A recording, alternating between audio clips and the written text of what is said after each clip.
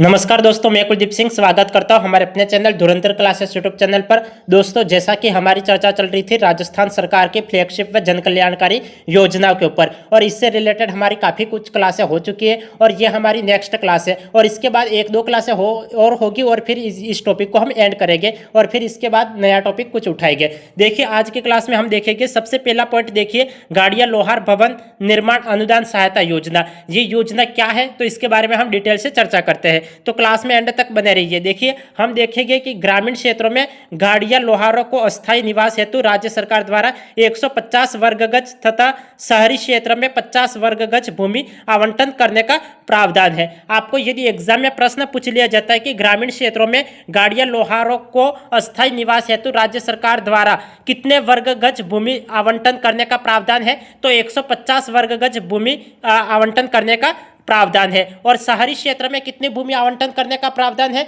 तो 50 वर्ग गज भूमि आवंटन करने की योजना है का प्रावधान है। और किस योजना के तहत यह प्रावधान है, तो गाड़िया लोहार भवन निर्माण अनुदान सहायता योजना के तहत ग्रामीण क्षेत्रों में तो 150 वर्ग गज और शहरी क्षेत्रों में 50 वर्ग गज भूमि आवंटन करने का प्रावधान है। आगे देखिए, विभाग द्वारा वर्ष 2013-14 से महाराणा प्रताप भवन निर्माण योजना के अंतर्गत भवन निर्माण हेतु स्वयं का भूखंड होने पर 3 किस्तों में 1,20,000 स्वयं का भूखंड होने पर 1,20,000 रुपये 3 किस्तों में देने का प्रावधान है, जिसमें प्रत्येक किस्त के रूप में 40,000 रुपये अनुदान दिया जाता है। देखो, गाड़िया लोहार भवन निर्माण अनुदान सहायता योजना क्या है और इसके क्या क्या उद्देश्य है, तो इसके बारे में हमने 2 पॉइंट देखे कि ये पॉइंट क्या थे कि ग्रामीण क्षेत्रों में तो 150 वर्ग गज भूमि आवंटन करने का प्रावधान है और शहरी क्षेत्रों में 50 वर्ग गज भूमि आवंटन करने का प्रावधान है। और आगे देखिए, सेकंड पॉइंट क्या था। सेकंड पॉइंट के अनुसार विभाग द्वारा वर्ष 2013-14 से महाराणा प्रताप भवन निर्माण योजना के अंतर्गत भवन निर्माण हेतु स्वयं का भूखंड होने पर 3 किस्तों में कितने रुपये दिया जाता है, तो 1,20,000 रुपये देने का प्रावधान है। आपको एग्जाम में प्रश्न पूछ लिया जाता है कि गाड़िया लोहार भवन निर्माण अनुदान योजना के तहत महाराणा प्रताप भवन निर्माण के अंतर्गत भवन निर्माण हेतु स्वयं का भूखंड होने पर कितना अनुदान दिया जाता है, तो 1,20,000 रुपया अनुदान दिया जाता है। कितनी किस्तों में दिया जाता है, तो 3 किस्तों में दिया जाता है। प्रत्येक किस्त कितने रुपए की होगी, तो 40,000 रुपये की प्रत्येक किस्त होगी। तो इस बात को आपको ध्यान रखना है कि गाड़िया लोहार भवन निर्माण अनुदान सहायता योजना क्या है और इसके क्या क्या लाभ है, तो इसके बारे में हमने चर्चा कर ली। आगे हम देखते हैं। आगे देखिए, आगे हम बात करेंगे गाड़िया लोहार कच्चा माल क्रय अनुदान सहायता योजना। ये योजना क्या है, तो देखिए, वर्ष 2013-14 से राज्य सरकार ने गाड़िया लोहारों को स्वावलंबी बनाने हेतु उनके व्यवसाय के लिए कच्चा माल क्रय करने हेतु जीवन में एक बार अनुदान के रूप में 10,000 रुपये दिए जाने का प्रावधान है। देखो, आपको एग्जाम में प्रश्न पूछ लिया जाता है कि वर्ष 2013-14 से राज्य सरकार ने गाड़िया लोहारों को स्वावलंबी बनाने हेतु उनके व्यवसाय के लिए कच्चा माल क्रय करने हेतु जीवन में एक बार कितने रुपये देने का प्रावधान है, तो 10,000 रुपये देने का प्रावधान है। किस योजना के तहत देने का प्रावधान है, तो गाड़िया लोहार कच्चा माल क्रय अनुदान सहायता योजना के तहत 10,000 रुपये देने का प्रावधान है। आप ये मत कर लेना कि गाड़िया लोहार भवन निर्माण अनुदान सहायता योजना, ये मत कर लेना। देखो गाड़िया लोहार भवन निर्माण अनुदान सहायता योजना ये भी अपने आप में अलग योजना है और गाड़िया लोहार कच्चा माल क्रय अनुदान सहायता योजना ये भी अपने आप में अलग है। देखो, वहाँ पे जो गाड़िया लोहार भवन निर्माण अनुदान सहायता योजना वो हमने अभी अभी पढ़ी, उसमें कितने रुपये देने का प्रावधान था, तो उसमें 1,20,000 रुपये देने का प्रावधान था। कितने किस्तों में, तो 3 किस्तों में, और प्रत्येक किस्त कितने रुपये की होगी, तो 40,000 रुपये की प्रत्येक किस्त होगी। तो ये था। और ये जो गाड़िया लोहार कच्चा माल क्रय अनुदान सहायता योजना, इसमें कितने रुपये देने का प्रावधान है, तो इसमें 10,000 रुपये देने का प्रावधान है। तो आपको एग्जाम में प्रश्न पूछ लिया जाता है कि राज्य सरकार ने गाड़िया लोहारों को स्वावलंबी बनाने हेतु उनके व्यवसाय के लिए कच्चा माल क्रय करने हेतु कितने रुपये देने का प्रावधान है, तो 10,000 रुपये देने का प्रावधान है। ये आपको राइट आंसर करना है। किस योजना के तहत ये पूछ लिया जाता है, तो गाड़िया लोहार कच्चा माल क्रय अनुदान सहायता योजना के तहत 10,000 रुपये देने का प्रावधान है।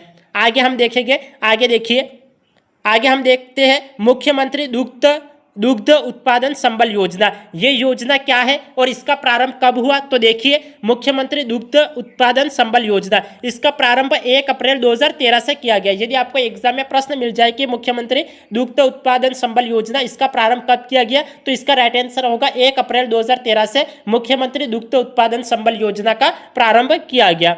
वर्ष 2022-23 में दुग्ध उत्पादकों को 2 रुपये प्रति लीटर से बढ़ाकर 5 रुपये प्रति लीटर की दर से अनुदान राशि जारी की जा चुकी है। देखो, पहले कितने 2 रुपये प्रति लीटर से बढ़ाकर अब कितना कर दिया गया, तो अब 5 रुपये प्रति लीटर की दर से अनुदान राशि दी जा चुकी है या दी जा रही है। इस बात को आपको ध्यान में रखना है। ये इससे रिलेटेड प्रश्न रीट के एग्जाम में पूछा गया है, तो आपको ये भी ध्यान में रखना है कि पहले ये पूछ लिया गया, तो अब कभी भी एग्जाम में ये आ सकता है कि मुख्यमंत्री दुग्ध उत्पादन संबल योजना कब से प्रारंभ की गई, तो इसका ये प्रारंभ की गई 1 अप्रैल 2013 से। और पहले 2 रुपये प्रति लीटर दूध दिया जा रहा था, अब कितना दिया जा रहा है? 5 रुपये प्रति लीटर अनुदान राशि जारी कर चुके हैं। ये आपको ध्यान में रखना है। आगे हम बात करेंगे। आगे देखिए, ये हम देखेंगे कि युवा उद्यमिता प्रोत्साहन योजना, युवा उद्यमिता प्रोत्साहन योजना क्या है, तो इसके बारे में हम डिटेल से चर्चा करते हैं। तो देखिए, युवा उद्यमिता प्रोत्साहन योजना, इसकी शुरुआत कब की गई? यदि आपको एग्जाम में प्रश्न मिल जाए कि युवा उद्यमिता प्रोत्साहन योजना इसकी शुरुआत कब की गई, तो इसका राइट आंसर होगा इसकी शुरुआत 19 अप्रैल 2013 से की गई है। कब से की गई है? तो 19 अप्रैल 2013 से युवा उद्यमिता प्रोत्साहन योजना की शुरुआत की गई है। इस योजना में युवा उद्यमियों की अधिकतम आयु 45 वर्ष निर्धारित की गई है।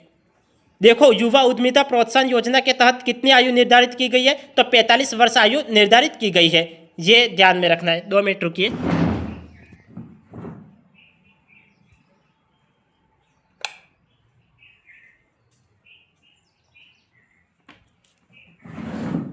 देखिए, युवा उद्यमिता प्रोत्साहन योजना इसकी शुरुआत कब की गई है, तो इसकी शुरुआत 19 अप्रैल 2013 से की गई है। अब इस योजना के तहत युवाओं की अधिकतम आयु कितनी निर्धारित की गई है, तो 45 वर्ष निर्धारित की गई है। आगे नेक्स्ट पॉइंट देखिए, इस योजना के अंतर्गत राज्य सरकार द्वारा 1000 इकाइयों को वित्तीय सहायता प्रदान करने का लक्ष्य रखा गया। राज्य सरकार द्वारा इस योजना के अंतर्गत स्वीकृत ऋणों पर 1.50 करोड़ रुपये तक की ऋण सीमा पर 6% ब्याज अनुदान दिया जाता है। कितने प्रतिशत ब्याज अनुदान दिया जाता है, तो 6% ब्याज अनुदान दिया जाता है।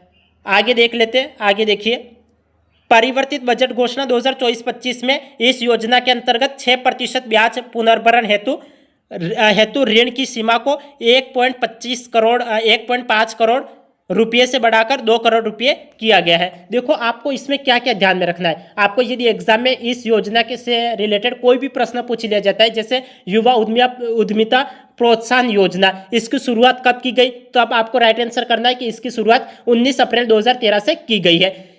युवा उद्यमियों की अधिकतम आयु कितनी निर्धारित की गई है, तो युवा उद्यमिताओं की अधिकतम आयु 45 वर्ष निर्धारित की गई है। इस में अधिकतम कितने वित्तीय योजनाओं को प्राप्त करने का लक्ष्य रखा गया है, तो 1000 इकाइयों को वित्तीय सहायता प्रदान करने का लक्ष्य रखा गया है। ये आपको ध्यान में रखना है।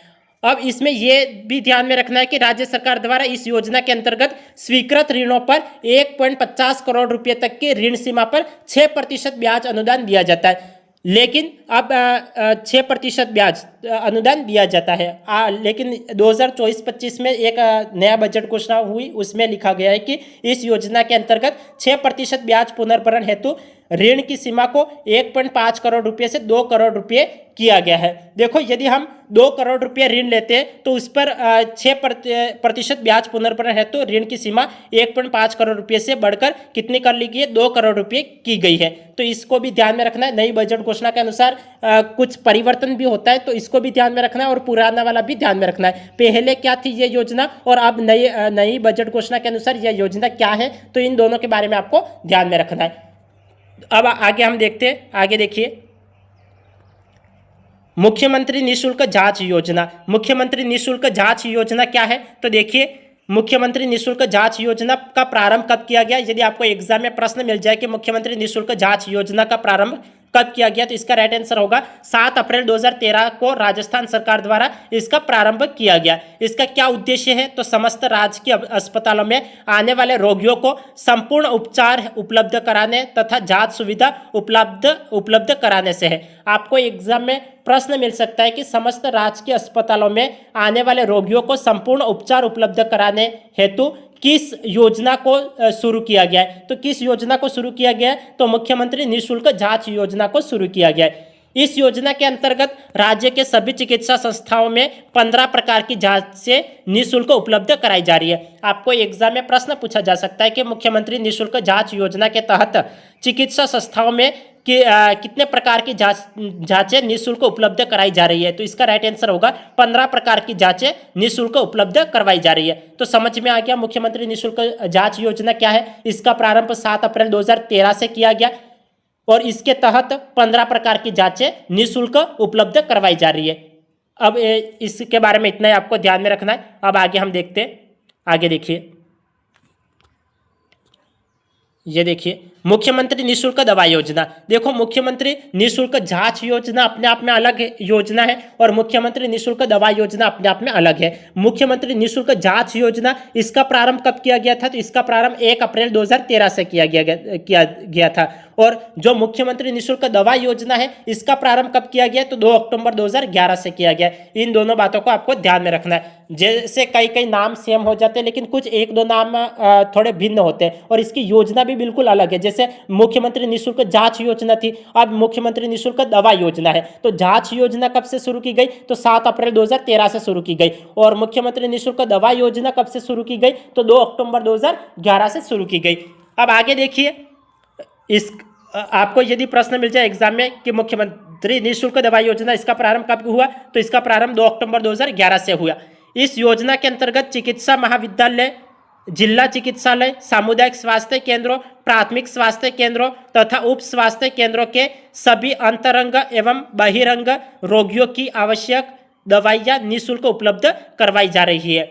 आपको एग्जाम में प्रश्न मिल सकता है कि किस योजना के तहत चिकित्सा महाविद्यालय, जिला चिकित्सालय, सामुदायिक स्वास्थ्य केंद्रों, प्राथमिक स्वास्थ्य केंद्रों पर निःशुल्क दवाएं उपलब्ध करवाई जा रही है। तो किस योजना के तहत उपलब्ध करवाई जा रही है? तो मुख्यमंत्री निःशुल्क दवा योजना के तहत निःशुल्क दवाई उपलब्ध करवाई जा रही है। आपको ऑप्शन मिल जाएगा, मुख्यमंत्री निःशुल्क जांच योजना के तहत ये दवाई निःशुल्क मिल रही है, या फिर मुख्यमंत्री निःशुल्क दवा योजना के तहत ये निःशुल्क मिल रही है, और अन्य 2 ऑप्शन लिखे मिल जाएंगे। तो आपको निःशुल्क दवा योजना आपको राइट आंसर करना है। अब आगे देखिए, कोविड-19 से संबंधित दवाइयों को आवश्यक दवा सूची में शामिल किया गया है। आपको एग्जाम में प्रश्न मिल सकता है कि कोविड-19 किस योजना के तहत कोविड-19 से संबंधित दवाइयों को आवश्यक दवा सूची में शामिल किया गया है। तो किस योजना के तहत शामिल किया गया? तो मुख्यमंत्री निःशुल्क दवा योजना के तहत कोविड-19 से संबंधित दवाइयों को आवश्यक दवा सूची में शामिल किया गया है। वित्त पोषण भरपाई कौन कौन करता है? तो राज्य सरकार 40% भरपाई करती है और केंद्र सरकार 60% भरपाई करती है। देखो कितना, मुख्यमंत्री निःशुल्क दवा योजना के तहत कितना पैसा कौन वहन करता है? तो राज्य सरकार 40% पैसा वहन करती है और केंद्र सरकार 60% पैसा वहन करती है। तो इस बात को ध्यान में रखना है कि मुख्यमंत्री निःशुल्क दवा योजना के तहत राज्य सरकार और केंद्र सरकार का वित्त पोषण का अनुपात कितना है। तो आपको एग्जाम में प्रश्न मिल सकता है कि 40:60, 60:40, या फिर 80:20, या फिर 20:80, या फिर इनमें से कोई नहीं। तो आपको राइट आंसर करना होगा 40:60। राज्य और केंद्र सरकार का क्रमशः वित्त पोषण कितना है मुख्यमंत्री निःशुल्क दवा योजना के तहत, इस तरीके से कोई भी प्रश्न मिल सकता है। तो इसका राइट आंसर करना है, राज्य सरकार 40% पैसा वहन करती है और केंद्र सरकार 60% पैसा वहन करती है। अब आगे देखिए, आगे हम बात करेंगे राजस्थान ग्रामीण आजीविका विकास परिषद। ये योजना क्या है? तो इसके बारे में देखिए, इसकी स्थापना राज्य सरकार द्वारा ग्रामीण विकास विभाग के प्रशासनिक नियंत्रण में अक्टूबर 2010 में एक स्वायत्त परिषद के रूप में की गई थी। आपको एग्जाम में प्रश्न मिल सकता है कि देखो, आपको एग्जाम में प्रश्न किस तरीके से मिल सकता है कि राज्य सरकार द्वारा ग्रामीण विकास विभाग के प्रशासनिक नियंत्रण में अक्टूबर 2010 में किस स्वायत्त परिषद की स्थापना की गई थी? तो राजस्थान ग्रामीण आजीविका विकास परिषद की स्थापना की गई थी। इसका उद्देश्य ग्रामीण निर्धनों के लिए अस्थायी वित्तीय आधार सृजित करना, आजीविका के माध्यम से घरेलू आय में वृद्धि करना है। आपको ये मिल सकता है कि एग्जाम में प्रश्न ग्रामीण निर्धनों के लिए अस्थायी वित्तीय आधारित सृजित देखो किस योजना के तहत ग्रामीण निर्धनों के लिए अस्थायी वित्तीय आधार सृजित करना और आजीविका के माध्यम से घरेलू आय में वृद्धि करना है। तो किस योजना के तहत ऐसा है? तो राजस्थान ग्रामीण आजीविका विकास परिषद के तहत ग्रामीण निर्धनों के लिए अस्थायी वित्तीय आधार सृजित करना और आजीविका के माध्यम से घरेलू आय में वृद्धि करना है।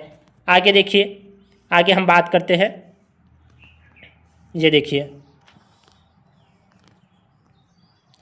इंदिरा गांधी राष्ट्रीय निःशक्त पेंशन योजना, ये पेंशन योजना क्या है और इसका प्रारंभ कब से किया गया? तो देखिए, यह योजना केंद्र सरकार द्वारा 24 नवंबर 2009 को प्रारंभ की गई। आपको एग्जाम में प्रश्न मिल सकता है कि इंदिरा गांधी राष्ट्रीय निःशक्त पेंशन योजना कब से प्रारंभ की गई? तो इसका राइट आंसर होगा इंदिरा गांधी राष्ट्रीय निःशक्त पेंशन योजना 24 नवंबर 2009 को प्रारंभ की गई। इस योजना अंतर्गत भारत सरकार के मापदंडों के अनुरूप सूचीबद्ध बीपीएल परिवार के व्यक्ति जो बहुनिःशक्तता से ग्रसित है और जिनकी आयु 18 वर्ष व उससे अधिक है पेंशन के पात्र है, जो निम्न प्रकार है। यदि 18 वर्ष व इससे अधिक आयु किंतु 75 वर्ष से कम आयु के पेंशनधारी को प्रति माह कितने रुपए पेंशन दिए जाते हैं? तो 1000 रुपये पेंशन के रूप में दिए जाते हैं। और 75 वर्ष व इससे अधिक आयु के पेंशनधारियों को कितने रुपए प्रति माह पेंशन के रूप में दिए जाते हैं? तो 1250 रुपये पेंशन के रूप में दिए जाते हैं। इस बात को ध्यान में रखना है। देखो, ये योजना क्या थी, इसका प्रारंभ कब से किया गया और कितनी आयु वर्ग के व्यक्तियों को कितने रुपये पेंशन के रूप में दिए जाते हैं, केवल इतनी बातें आपको ध्यान में रखनी है। आपको एग्जाम में ऐसा प्रश्न मिल सकता है कि इंदिरा गांधी राष्ट्रीय निःशक्त पेंशन योजना कब से प्रारंभ की गई? तो यह योजना 24 नवंबर 2009 से प्रारंभ की गई। आपको यह मिल सकता है कि किस योजना अंतर्गत भारत सरकार के मापदंडों के अनुरूप सूचीबद्ध बीपीएल परिवार के व्यक्ति जो बहुनिःशक्तता से ग्रसित है, जिनकी आयु 18 वर्ष व उससे अधिक है, किस योजना के तहत पेंशन का पात्र है? तो इंदिरा गांधी राष्ट्रीय निःशक्त पेंशन योजना के तहत वह पात्र है। और पात्रता की आयु कितनी होनी चाहिए? तो 18 वर्ष व इससे अधिक आयु किंतु 75 वर्ष से कम आयु के पेंशनधारियों को। आपको यह भी मिल सकता है कि इंदिरा गांधी राष्ट्रीय निःशक्त पेंशन योजना के तहत 18 वर्ष व इससे अधिक आयु किंतु 75 वर्ष से कम आयु के पेंशनधारी को प्रति माह कितने पेंशन के रूप में राशि दी जाती है? तो 1000 रुपये पेंशन के रूप में राशि दी जाती है। आपको यह भी मिल सकता है एग्जाम में कि इंदिरा गांधी राष्ट्रीय निःशक्त पेंशन योजना के तहत 75 वर्ष व इससे अधिक आयु के पेंशनधारी को प्रति माह कितने रुपए पेंशन के रूप में दिए जाते हैं? तो 1250 रुपये पेंशन के रूप में दिए जाते हैं। तो समझ में आ गया। 18 वर्ष से अधिक और 75 वर्ष से कम आयु वर्ग के व्यक्ति को तो 1000 रुपये दिए जाते हैं और 75 वर्ष व इससे अधिक आयु के पेंशनधारी को 1250 रुपये दिए जाते हैं। किस योजना के तहत दिए जाते हैं? तो इंदिरा गांधी राष्ट्रीय निःशक्त पेंशन योजना के तहत दिए जाते हैं। और ये योजना कब से प्रारंभ की गई? तो 24 नवंबर 2009 से प्रारंभ की गई। आगे देखिए, आगे हम बात करते हैं इंदिरा गांधी राष्ट्रीय विधवा पेंशन योजना। यह विधवा पेंशन योजना क्या है? तो ये देखिए, इसकी शुरुआत कब की गई? तो इस योजना की शुरुआत केंद्र सरकार द्वारा 7 अक्टूबर 2009 को की गई। देखो, इंदिरा गांधी राष्ट्रीय विधवा पेंशन योजना, इसकी शुरुआत केंद्र सरकार ने कब की? तो 7 अक्टूबर 2009 को केंद्र सरकार ने इंदिरा गांधी राष्ट्रीय विधवा पेंशन योजना की शुरुआत की। योजना अंतर्गत भारत सरकार के मापदंडों के अनुरूप सूचीबद्ध बीपीएल परिवार की 40 वर्ष व अधिक आयु की विधवा महिलाएं पेंशन की पात्र है। देखो, इस योजना के तहत केवल और केवल विधवा महिला ही पात्र है। अब प्रति माह कितनी पेंशन के रूप में राशि दी जाती है और कितनी आयु वर्ग की महिलाओं को कितनी राशि दी जाती है? तो वो देखते हैं। 40 वर्ष से अधिक किंतु 75 वर्ष से कम आयु वर्ग की महिलाओं को प्रति माह 1000 रुपये पेंशन के रूप में राशि दी जाती है। और 75 वर्ष व अधिक आयु की महिलाओं को पेंशन के रूप में कितनी राशि दी जाती है? तो 1500 रुपये विधवा महिलाओं को पेंशन के रूप में दिया जाता है। तो समझ में आ गया कि इंदिरा गांधी राष्ट्रीय विधवा पेंशन योजना क्या है और किन महिलाओं को इस योजना का लाभ दिया जाता है और कितनी आयु वर्ग की महिलाओं को कितना रुपया दिया जाता है और यह योजना कब से प्रारंभ की गई। यदि आपको एग्जाम में मिल जाए कि इंदिरा गांधी राष्ट्रीय विधवा पेंशन योजना कब से प्रारंभ की गई, तो इसका राइट आंसर होगा 7 अक्टूबर 2009 से प्रारंभ की गई। किस आयु वर्ग की महिलाओं को कितना रुपया दिया जाता है, तो वो देखिए 40 वर्ष से अधिक किंतु 75 वर्ष से कम आयु वर्ग की महिलाओं को प्रति माह 1000 रुपये पेंशन के रूप में दिया जाता है। केवल और केवल विधवा महिलाओं की बात की जा रही है। और 75 वर्ष से अधिक 75 वर्ष से अधिक आयु की महिलाओं को पेंशन के रूप में 1500 रुपये दिए जाते हैं। समझ में आ गया। 40 वर्ष से अधिक और 75 वर्ष से कम आयु वर्ग की महिलाओं को 1000 रुपये पेंशन के रूप में दिए जाते हैं, केवल और केवल बीपीएल परिवार की महिलाओं को के लिए, और वो विधवा है तो उसे 1000 रुपये दिए जाएंगे। और 75 वर्ष से अधिक आयु की महिलाओं को 1500 रुपये पेंशन के रूप में दिए जाते हैं। वो बीपीएल परिवार की महिला होनी चाहिए और वह विधवा होनी चाहिए। अब आगे देखिए, आगे हम बात करते हैं। देखिए, ये देखिए नवजीवन योजना। नवजीवन योजना क्या है, तो इसको हम देखते हैं नवजीवन योजना आखिर है क्या और इसका प्रारंभ कब किया गया। तो नवजीवन योजना, इसका प्रारंभ 31 अगस्त 2009 से किया गया। यदि आपको एग्जाम में प्रश्न मिल जाए कि नवजीवन योजना का प्रारंभ कब किया गया, तो इसका राइट आंसर होगा नवजीवन योजना का प्रारंभ 31 अगस्त 2009 से किया गया। विभाग कौन सा है, तो सामाजिक न्याय एवं अधिकारिता विभाग। नवजीवन योजना का विभाग कौन सा है, तो सामाजिक न्याय एवं अधिकारिता विभाग। प्रारंभ कब हुई यह योजना, तो 31 अगस्त 2009 से यह योजना प्रारंभ हुई। आगे देखिए, नेक्स्ट तीसरा पॉइंट देखिए, राजस्थान में वर्ष 2009 में हथकड़ शराब से जुड़े परिवारों के पुनर्वास के लिए नवजीवन योजना शुरू की गई है।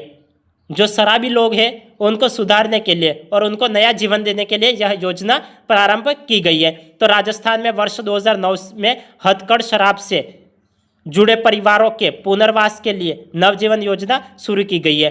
आपको एग्जाम में प्रश्न मिल सकता है कि राजस्थान में हथकड़ शराब से जुड़े परिवारों के पुनर्वास के लिए किस योजना को शुरू किया गया है, तो नवजीवन योजना को शुरू किया गया। कब से शुरू किया गया है, तो 31 अगस्त 2009 से शुरू किया गया। इसका विभाग कौन सा है, तो सामाजिक न्याय एवं अधिकारिता विभाग है।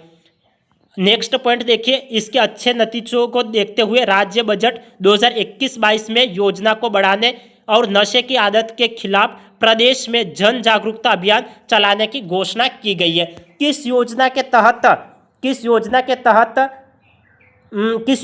तहत नशे की आदत के खिलाफ प्रदेश में जन जागरूकता अभियान चलाने की घोषणा की गई है, तो किस योजना के तहत की गई है, तो नवजीवन योजना के तहत नशे की आदत के खिलाफ प्रदेश में जन जागरूकता अभियान चलाने की घोषणा की गई है। ये बात आपको ध्यान में रखनी है। आगे देखिए, आगे हम बात करते हैं इंदिरा गांधी राष्ट्रीय वृद्धावस्था पेंशन योजना। ये पेंशन योजना क्या है, देखो कितने प्रकार की पेंशन योजना हो गई। हमने पहले बात करी इंदिरा गांधी राष्ट्रीय निःशक्त पेंशन योजना की, हमने बात कर ली। इंदिरा गांधी राष्ट्रीय विधवा पेंशन योजना की हमने बात कर ली। अब हम बात करते हैं इंदिरा गांधी राष्ट्रीय वृद्धावस्था पेंशन योजना। ये वृद्धावस्था पेंशन योजना क्या है, तो देखिए केंद्र सरकार द्वारा राष्ट्रीय वृद्धावस्था पेंशन योजना के स्थान पर इंदिरा गांधी राष्ट्रीय पेंशन वृद्धावस्था पेंशन 19 नवंबर 2007 से प्रारंभ की गई है। आपको एग्जाम में प्रश्न मिल सकता है कि राष्ट्रीय वृद्धावस्था पेंशन योजना के स्थान पर किस योजना को प्रारंभ किया गया है, तो किस योजना को प्रारंभ किया गया है, तो राष्ट्रीय वृद्धावस्था पेंशन योजना के स्थान पर इंदिरा गांधी राष्ट्रीय वृद्धावस्था पेंशन को शुरू किया गया है। तो आपको ये ध्यान में रखना है कि राष्ट्रीय वृद्धावस्था पेंशन योजना के स्थान पर किस योजना को शुरू किया गया है, तो राष्ट्रीय वृद्धावस्था पेंशन योजना के स्थान पर इंदिरा गांधी राष्ट्रीय वृद्धावस्था पेंशन को शुरू किया गया है। कब से शुरू किया गया है, तो 19 नवंबर 2007 से शुरू किया गया है। किसके द्वारा शुरू किया गया है, राज्य सरकार द्वारा या केंद्र सरकार द्वारा, तो केंद्र सरकार द्वारा यह योजना शुरू की गई है। योजना अंतर्गत भारत सरकार के मापदंडों के अनुरूप सूचीबद्ध बीपीएल परिवार के 60 वर्ष व अधिक आयु के व्यक्तियों को पेंशन दिए है। आपको एग्जाम में प्रश्न मिल सकता है कि किस योजना के तहत भारत सरकार के मापदंडों के अनुरूप सूचीबद्ध बीपीएल परिवार के 60 वर्ष व अधिक आयु के व्यक्तियों को पेंशन दे, किस योजना के तहत पेंशन दे है, तो इंदिरा गांधी राष्ट्रीय वृद्धावस्था पेंशन योजना के तहत। इंदिरा गांधी राष्ट्रीय वृद्धावस्था पेंशन योजना का पुराना नाम क्या है, तो राष्ट्रीय वृद्धावस्था पेंशन योजना। राष्ट्रीय वृद्धावस्था पेंशन योजना का नया नाम क्या है, तो इंदिरा गांधी राष्ट्रीय वृद्धावस्था पेंशन योजना। कब से शुरू की गई, तो 19 नवंबर 2007 से।